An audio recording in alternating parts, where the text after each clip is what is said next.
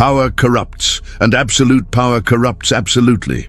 Few men in modern history have embodied this truth more completely than Saddam Hussein, the dictator who ruled Iraq with an iron fist for nearly a quarter century. His reign was marked by systematic brutality, mass murder, and a cruelty so profound that it would reshape an entire nation into a landscape of fear. This is the story of the most brutal things done by one of history's most ruthless tyrants. A chronicle of how ambition without conscience can transform a country into a living nightmare. Born in 1937 in the village of Al-Auja near Tikrit, Saddam Hussein Abdel-Majid al-Tikriti entered a world of poverty and hardship.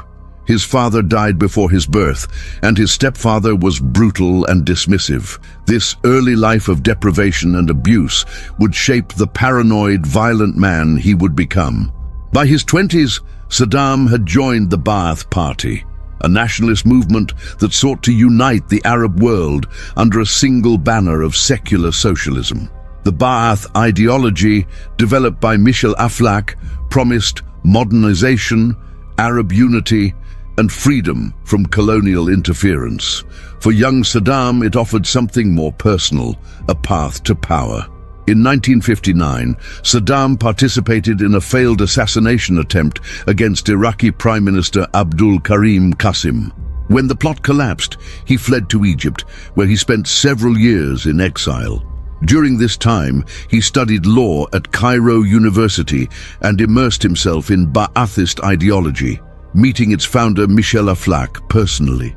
These years shaped his political philosophy, a blend of Arab nationalism, socialist economics, and authoritarian control.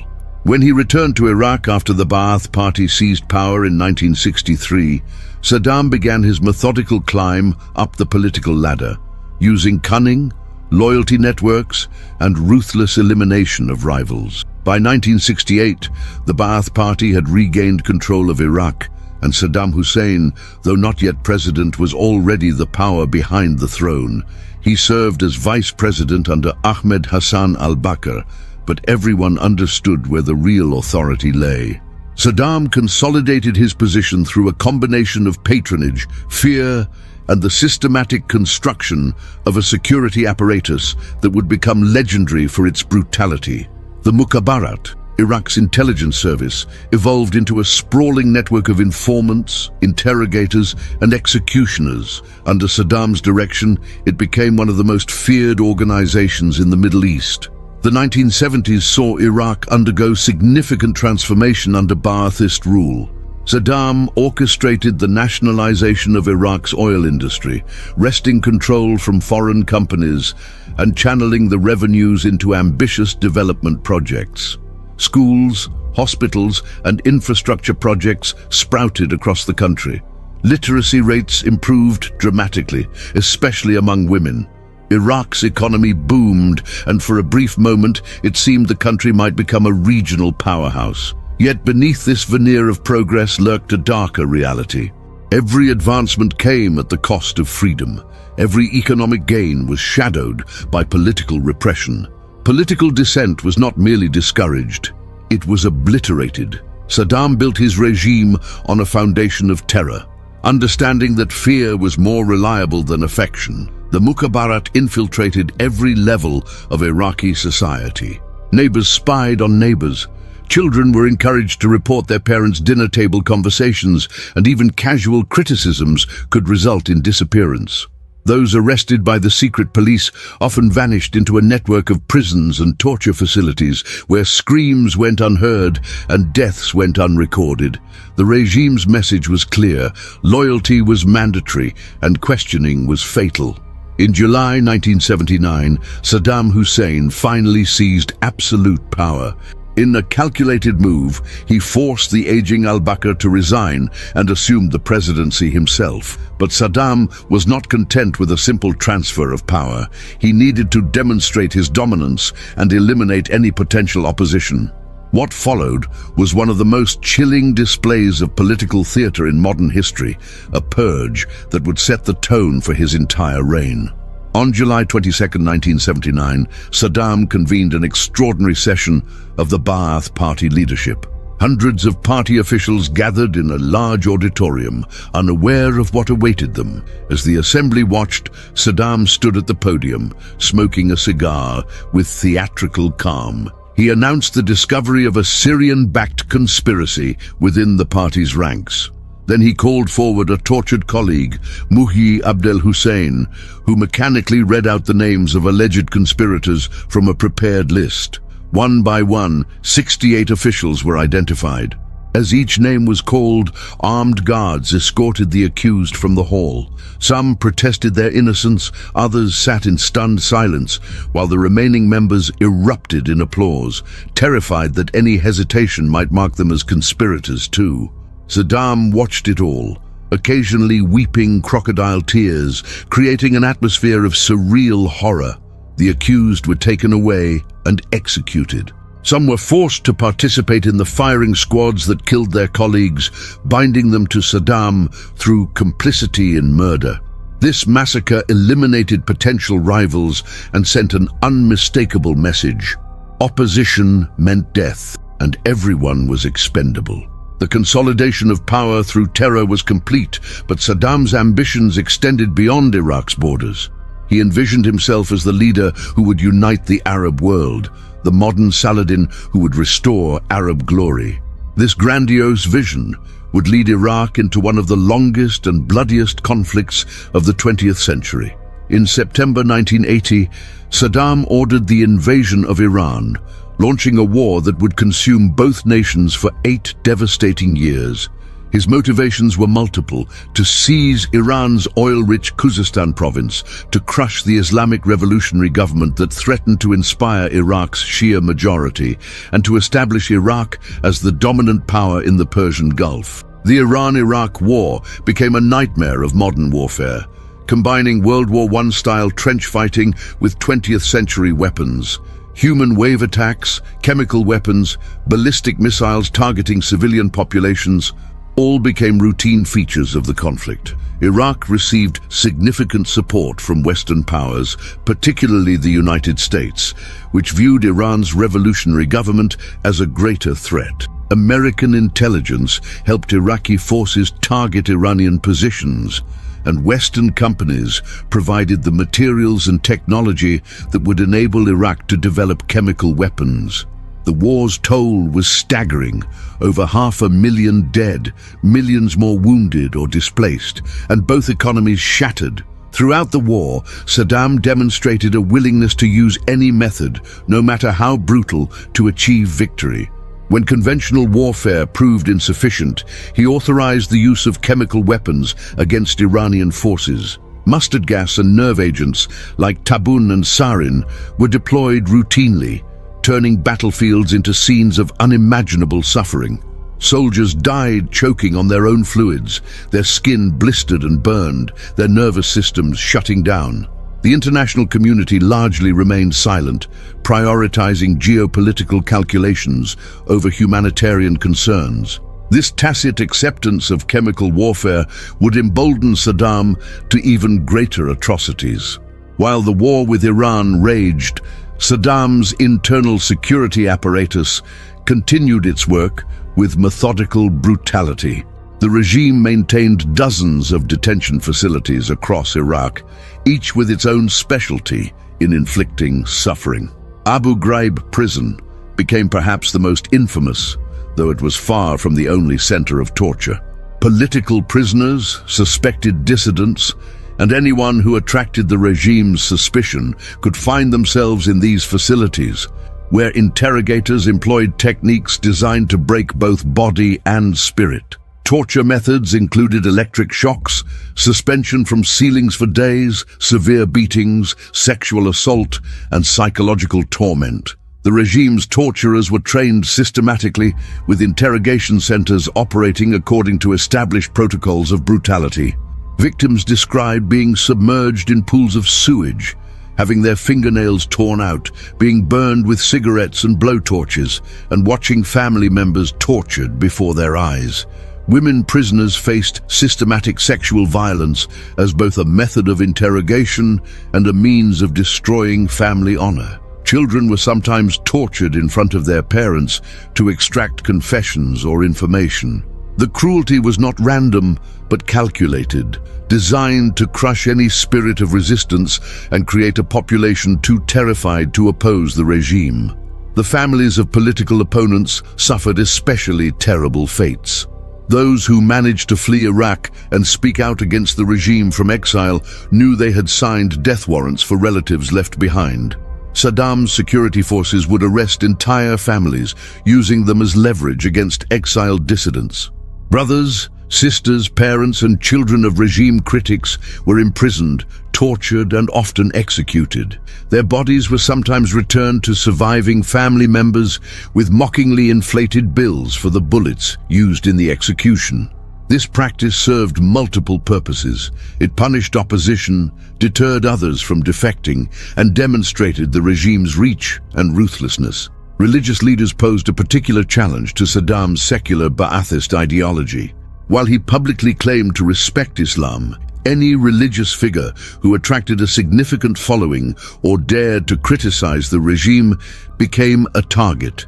Grand Ayatollah Muhammad Sadiq al-Sadr was one such figure. A respected Shia cleric whose Friday sermons drew thousands, al-Sadr eventually began criticizing the regime's policies and calling for Islamic governance. In February 1999, gunmen assassinated him and two of his sons as they drove through Najaf. The regime claimed ignorance, but no one doubted who had ordered the killing. Similar fates befell other religious leaders who refused to become mere instruments of state propaganda. The regime's brutality reached its most horrific expression in its treatment of Iraq's Kurdish population. The Kurds, an ethnic minority concentrated in northern Iraq, had long sought autonomy or independence. During the Iran-Iraq War, some Kurdish groups allied with Iran, viewing the conflict as an opportunity to advance their own goals. Saddam considered this the ultimate betrayal and responded with a campaign of systematic extermination. Between 1986 and 1989, the Iraqi military conducted the Anfal campaign, a series of military operations against Kurdish civilians that would meet the legal definition of genocide. The Anfal campaign was overseen by Ali Hassan al-Majid, Saddam's cousin, who earned the nickname Chemical Ali for his liberal use of chemical weapons against civilian populations. Iraqi forces systematically destroyed thousands of Kurdish villages, forcibly relocating populations and executing those who resisted. Men and teenage boys were separated from women and children, loaded onto trucks, and driven to remote locations where they were machine-gunned and buried in mass graves. Some estimates suggest that 182,000 Kurdish civilians died during the Anfal campaign, though the true number may never be known. Entire communities simply ceased to exist, erased from the landscape through industrial-scale murder. The attack on Halabja stands as the single most horrific incident of the Anfal campaign. On March 16, 1988, Iraqi aircraft began a chemical weapons attack on this Kurdish town near the Iranian border. Over the course of several hours, Iraqi forces dropped mustard gas, sarin, taboon, and VX nerve agents on the civilian population below. Halabja descended into hell. People died in the streets, in their homes, in shelters where they had sought refuge. Parents died shielding children who died anyway. The poison was indiscriminate and merciless. Photographs from the aftermath show bodies frozen in their final moments. Mothers clutching babies, families huddled together, individuals collapsed mid-stride. Approximately 5,000 people died in Halabja that day, with thousands more suffering injuries that would plague them for decades. Survivors described the chaos, the chemical smell like sweet apples, the burning in their eyes and throats, the panic as people realized they were being gassed. Many went blind, others suffered severe respiratory damage, and birth defects would afflict the next generation. Yet the international response was muted. The United States initially blamed Iran for the attack, despite clear evidence of Iraqi responsibility. The geopolitical calculation was simple. Iraq was useful against Iran, so atrocities could be overlooked. This moral failure would have consequences that echoed for decades. Saddam's sons, Uday and Qusay, deserve special mention in any accounting of the regime's brutality. Both were raised in an atmosphere of violence and absolute power, but they manifested their father's legacy in different ways. Qusay was cold and methodical, eventually placed in charge of the Special Republican Guard and the Mukhabarat. He implemented his father's policies with bureaucratic efficiency, overseeing torture facilities and directing security operations. Uday, the elder son, was something else entirely. A sadistic psychopath whose cruelty shocked even those accustomed to the regime's brutality. Uday Hussein's reign of terror was personal and capricious. He frequented parties and nightclubs where he would select women who caught his eye. Refusal was not an option. Women who resisted were raped, sometimes tortured, occasionally killed. He beat a servant to death for losing his father's mail. He murdered his father's personal valet at a party in 1988, bludgeoning him with a cane in front of horrified guests because he blamed the man for introducing Saddam to a new wife. Even Saddam recognized that Uday was out of control and temporarily exiled him to Switzerland. But Uday was called back and his behavior continued unchecked.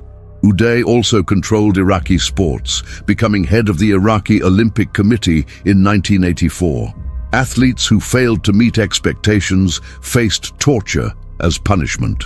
Soccer players who lost important matches were beaten on the soles of their feet, imprisoned, or forced to kick concrete balls. Uday maintained a private torture facility where he personally participated in interrogations and punishments. His sadism knew no bounds. He would force parents to watch as he tortured their children or compel individuals to harm their own family members. Tales of his cruelty spread throughout Iraq, adding another layer of terror to an already frightened population. The regime's brutality extended to Iraq's environment and cultural heritage in its campaign against the marsh Arabs. The Mardan people had lived in the marshlands of southern Iraq for thousands of years, maintaining a unique culture adapted to the wetlands between the Tigris and Euphrates rivers. After the 1991 Gulf War, when Shia rebels launched an uprising against Saddam's regime, many fled to the marshes. Saddam's response was characteristically brutal. He would drain the marshes entirely, destroying both the landscape and the people who lived there. This was ethnic cleansing combined with environmental destruction on an unprecedented scale. Iraqi engineers diverted rivers, built dams, and dug canals to drain the marshlands. What had once been 20,000 square kilometers of wetlands shrank to less than 1,500 square kilometers within a decade. The ecological devastation was catastrophic. Countless species of birds, fish, and other wildlife lost their habitats. But the human cost was even more severe. The Mardan people lost their homes, their way of life, and often their lives. Villages were burned, populations were forcibly relocated to government-controlled areas, and those who resisted were killed. The regime used chemical weapons in some areas of the marshes, and death squads hunted refugees. Perhaps 200,000 marsh Arabs were killed or displaced, their ancient culture nearly destroyed. The 1990 invasion of Kuwait revealed Saddam's ambitions had not been tempered by the Iran-Iraq War's devastation. Iraq emerged from that conflict economically exhausted and heavily indebted, particularly to Kuwait and Saudi Arabia. Saddam demanded that these debts be forgiven and that Kuwait reduce its oil production to allow prices to rise. When Kuwait refused, Saddam ordered an invasion. On August 2, 1990, Iraqi forces swept into Kuwait, overwhelming the small nation's defenses within hours. What followed was an occupation marked by systematic brutality, torture, and theft on a massive scale. Iraqi forces treated Kuwait as plunder. They stripped the country of anything valuable: cars, hospital equipment, industrial machinery, even traffic lights. Museums were looted, private homes ransacked. Kuwaiti citizens who resisted faced imprisonment, torture, and execution. Iraqi intelligence services arrested and disappeared thousands of Kuwaitis. Torture centers operated openly, where victims endured the same horrors perfected in Iraq's domestic prisons. Women were raped systematically as a weapon of terror. When Iraqi forces finally withdrew in February 1991, driven out by a US-led coalition, they set fire to Kuwait's oil fields, creating an environmental catastrophe that darkened the skies for months. The Gulf War's aftermath brought new suffering to Iraq's people. The military defeat was swift and devastating, with coalition forces destroying much of Iraq's military infrastructure. Encouraged by President George H.W. Bush's calls for Iraqis to rise up against Saddam, Shia communities in the south and Kurdish groups in the north launched rebellions. But American support never materialized. Saddam's remaining forces, particularly the Republican Guard, crushed these uprisings with characteristic brutality. Thousands were executed, often in public squares as warnings to others. Helicopter gunships strafed civilian areas and artillery pounded rebel-held cities. The international community imposed harsh economic sanctions on Iraq, ostensibly to pressure Saddam into compliance with UN resolutions. But sanctions are blunt instruments, and in Iraq, they primarily harmed ordinary citizens, while the regime elite continued to live comfortably. Malnutrition rates soared, child mortality increased dramatically, and Iraq's once excellent healthcare system collapsed.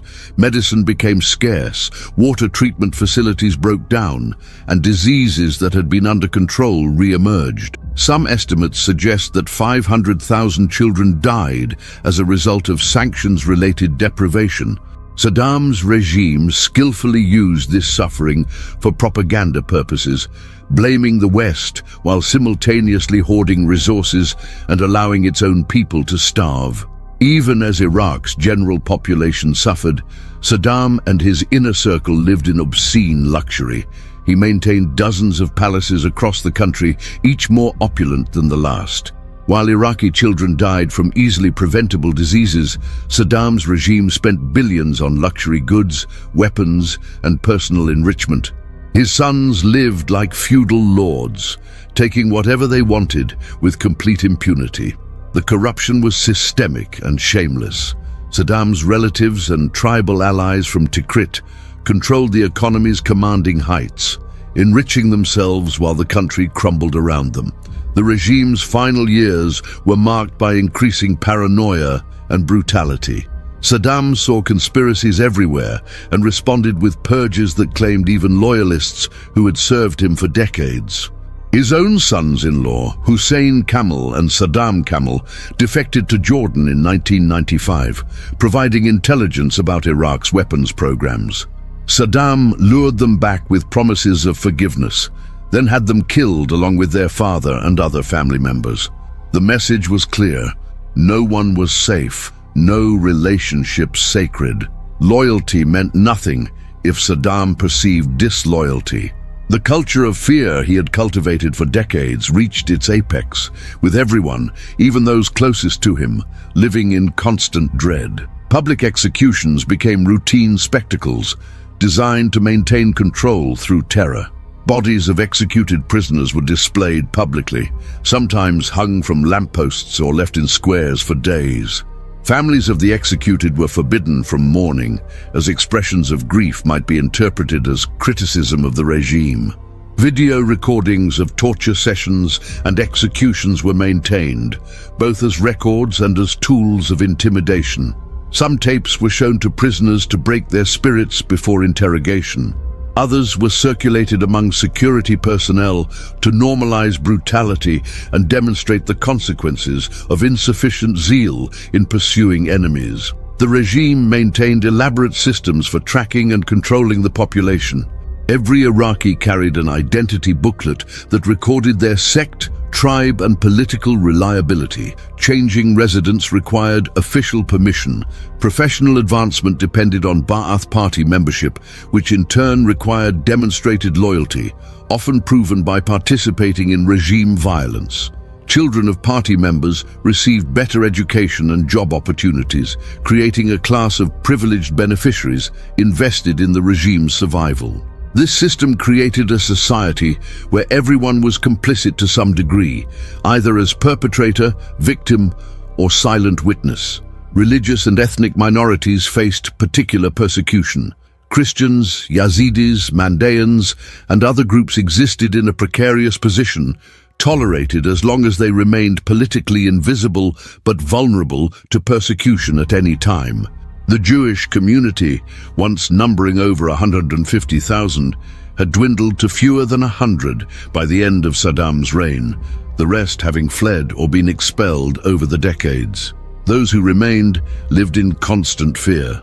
The regime occasionally used minority groups as scapegoats, blaming them for Iraq's problems to deflect public anger away from the government's failures. Women's rights, which had improved during the early Ba'athist period, became casualties of Saddam's later efforts to appeal to conservative religious sentiment. As the regime grew more isolated and unpopular, Saddam increasingly portrayed himself as a defender of Islamic values, despite his fundamentally secular ideology. Honor killings were effectively legalized, with men receiving minimal sentences for murdering female relatives accused of sexual impropriety. Prostitution increased dramatically due to economic desperation, and the regime cynically exploited this by forcing women into sexual slavery and running brothels for regime officials and favored foreigners. The cultural destruction Saddam inflicted extended beyond human lives to Iraq's extraordinary archaeological heritage. While he built monuments to himself and claimed descent from ancient Mesopotamian kings, his regime allowed archaeological sites to be looted and damaged. He commissioned reconstructions of Babylon that involved building new structures on top of ancient remains, destroying irreplaceable archaeological evidence. His name was stamped on bricks used in these reconstructions, a grotesque parody of ancient kings. The regime sold artifacts to fund its activities, and ordinary Iraqis desperate for income plundered sites with regime complicity. Thousands of years of human history were ransacked during Saddam's reign. The invasion of Iraq by US led coalition forces in March 2003 brought Saddam's rule to an end. The military campaign itself was swift, with Baghdad falling in April. But Saddam evaded capture for months, finally being found hiding in a concealed hole near his hometown of Tikrit in December 2003. His capture was anticlimactic. The dictator who had terrorized millions was discovered in a cramped underground hideout, disheveled and disoriented. The man who had projected an image of strength appeared weak and pathetic. Yet even in captivity, he attempted to maintain his dignity, refusing to acknowledge any wrongdoing. Saddam Hussein stood trial before an Iraqi court for crimes against humanity, specifically for his role in the Dujail massacre, where 148 Shia men and boys were executed in retaliation for an assassination attempt. The trial was contentious, marked by Saddam's defiance and disruptions. He used the courtroom as a stage, ranting about American imperialism and portraying himself as a patriotic leader betrayed by foreign powers. The trial revealed details of regime atrocities, but was also criticized for procedural irregularities. Nevertheless, on November 5, 2006, Saddam was found guilty and sentenced to death by hanging. Appeals were rejected, and the sentence was carried out on December 30, 2006. The execution itself became controversial when unauthorized mobile phone footage of the hanging was leaked and widely distributed. The video showed Saddam being taunted by observers chanting sectarian slogans as he stood on the gallows. He maintained composure, refusing to show fear, and died reciting the Shahada, the Islamic declaration of faith. The leaked footage provoked international criticism, with many arguing that the execution had been conducted unprofessionally and that the taunting violated the dignity supposedly accorded even to condemned prisoners. The chaotic manner of his death seemed a fitting end to a life and career defined by violence and chaos. Saddam Hussein's legacy is measured in mass graves, scarred landscapes, shattered communities, and traumatized generations. Forensic teams have identified dozens of mass grave sites across Iraq, containing the remains of hundreds of thousands of victims. The full extent of deaths attributed to his regime remains unknown, but certainly exceeds 500,000, with some estimates running into the millions when the Iran-Iraq war casualties are included. His rule left Iraq fractured along sectarian and ethnic lines, its economy destroyed, its infrastructure in ruins, and its people deeply traumatized. The invasion that toppled him unleashed chaos and violence that would claim hundreds of thousands more lives in the years that followed. The brutality of Saddam Hussein's regime stands as a stark reminder of what happens when power is concentrated in the hands of an individual without conscience or accountability. His rise demonstrated how political movements founded on ostensibly noble principles, Arab unity, anti-imperialism, social progress, can be corrupted when hijacked by ruthless opportunists. His rule showed how entire state apparatuses can be converted into instruments of terror, how societies can be atomized through fear, and how brutality can become normalized and bureaucratized. The ordinary men who staffed his torture centers and execution squads, who drained the marshes and gassed the villages, remind us that atrocities require not just monstrous leaders, but complicit systems. The story of Saddam Hussein is not merely historical. It resonates because it illustrates timeless truths about power, fear, and human nature.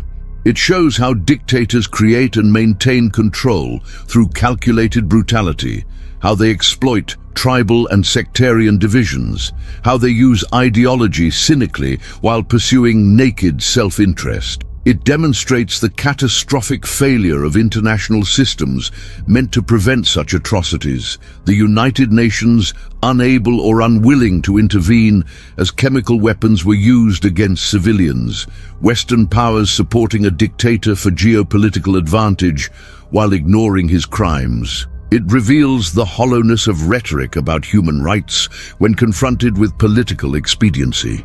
For the Iraqi people, the trauma of Saddam's reign continues to shape their country and their lives. Those who survived his torture centers carry physical and psychological scars. Families still search for relatives who disappeared decades ago, hoping for closure that may never come. Children born under sanctions and war have known nothing but instability. The sectarian violence unleashed after 2003 partly stems from grievances accumulated during Saddam's rule, when the Sunni minority dominated and the Shia majority was oppressed. The Kurdish autonomous region exists partly as a response to the genocide attempted against them. Every aspect of contemporary Iraqi society bears the marks of those brutal decades. Saddam Hussein believed himself destined for greatness, a leader who would restore Arab power and pride. Instead, he became a byword for tyranny, his name synonymous with brutality and megalomania. The palaces he built are empty monuments to vanity. The statues erected in his honor have been torn down. The personality cult he cultivated has been exposed as hollow propaganda. What remains is the suffering he caused. The murdered, the tortured, the displaced, the poisoned. His reign transformed Iraq from a prosperous nation with significant potential into a cautionary tale about unchecked power.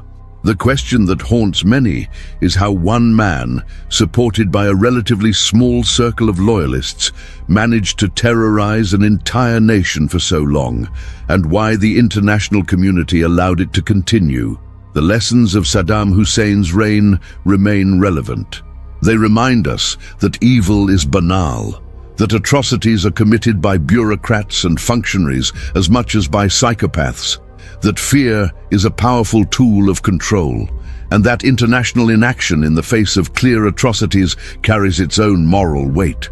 They show that the exercise of absolute power degrades not only the powerless, but also those who wield it, transforming individuals into monsters and societies into prisons. They demonstrate that the path from nationalist idealism to genocidal tyranny can be shorter than we imagine, that good intentions can be corrupted, and that without accountability and checks on power, human cruelty knows few limits. As the years pass and survivors age, the danger of forgetting looms. Already, some attempt to rehabilitate Saddam's image, emphasizing the stability and prosperity of Iraq's early Ba'athist period while minimizing the terror. This revisionism dishonors the dead and insults the traumatized. The mass graves demand remembrance.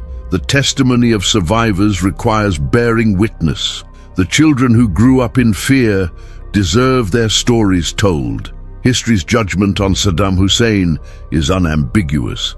He was a tyrant whose brutality scarred a nation and whose crimes against humanity placed him among the 20th century's worst mass murderers. That judgment must not be softened by time or political expedience. The full accounting of Saddam Hussein's brutality may never be complete. Mass graves remain undiscovered, documents were destroyed, witnesses have died, and some secrets were carried to the grave. But what we do know, the chemical weapons attacks, the industrial-scale torture, the ethnic cleansing, the casual cruelty, the systematic campaign of terror against his own people, is sufficient to render judgment. Saddam Hussein built his regime on bones and maintained it through blood. His ambition brought not greatness, but catastrophe, not unity but division, not strength but ruin. The most brutal things he did during his reign were not aberrations or excesses of war, but expressions of his fundamental character and his approach to power. He understood that terror was the foundation of his rule, and he never hesitated to apply it with industrial efficiency and personal cruelty. That is his legacy, and that is what history will remember.